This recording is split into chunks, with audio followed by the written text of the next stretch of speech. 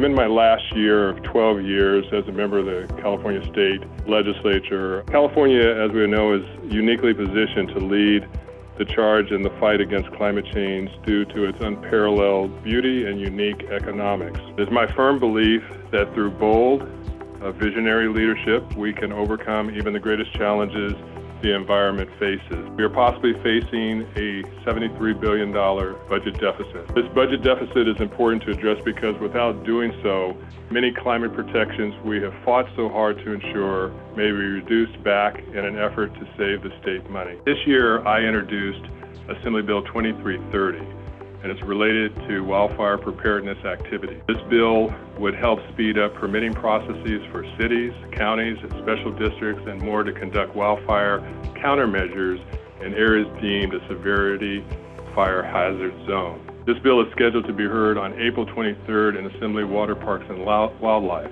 and I will keep you posted as the bill moves forward. I want to express my deepest gratitude to each and every one of you for your dedication to this cause.